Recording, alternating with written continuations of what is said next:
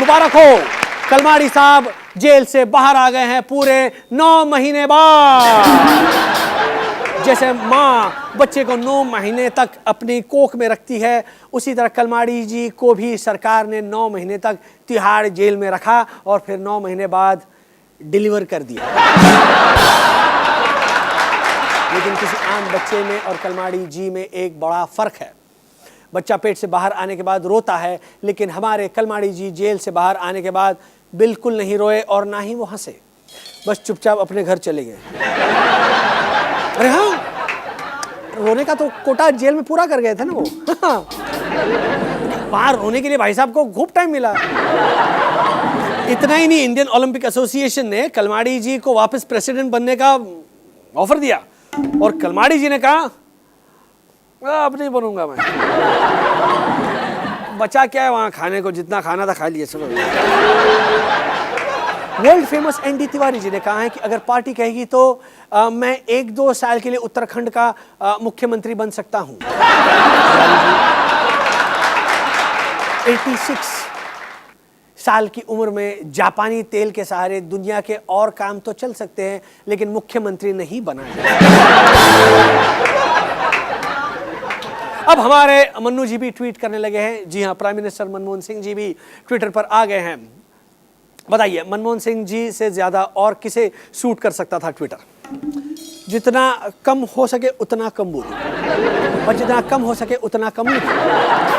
मन्नू जी तो यही कहेंगे, हाँ जी 140 कैरेक्टर्स तो मेरे लिए बहुत ज़्यादा हैं जी, क्योंकि मैडम जी मेरे लिए तो 10 कैरेक्टर्स से ही बहुत है।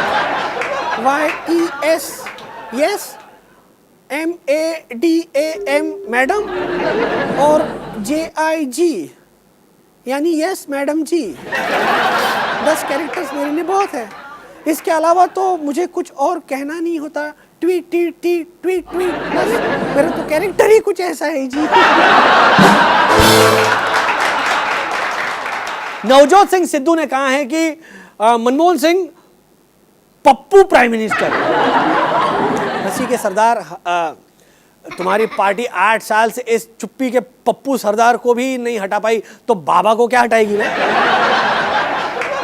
सिद्धू ने यह भी कहा है कि मनमोहन सिंह को रबर के गुड्डे की तरह है। I think that's a compliment, क्योंकि ज्यादातर पॉलिटिशियंस तो प्लास्टिक होते हैं, नॉन बायोडिग्रेडेबल। वैसे सिद्धू जी के अपने बॉस अडवाणी जी लोह पुरुष है। I don't know what that means. BJP headquarter की जिम में डंबल्स की जगह अडवाणी जी रखे रखते हैं। अडवाणी जी को सुला के उनको उठा देते। अडवाणी जी से कोई पंगा लेता है तो वो उसको हेडबट से फोड़ देते हैं, या वो जैसे किसी बड़े स्पीकर के पास से गुजरते तो स्पीकर का मैग्नेट उनसे चिपक जाता है। Deep questions actually. हो सकता है शायद कभी वो पीएम बने तो इन सब पर रिसर्च करवाएं JNU में। I mean it won't be any stranger then his becoming PM in the first place. खबर आ रही है कि अभिषेक बच्चन मध्य प्रदेश टूरिज्म के ब्रांड एम्बेसडर, जिसका अपना कोई ब्रांड नहीं है, वो भी ब्रांड एम्बेसडर।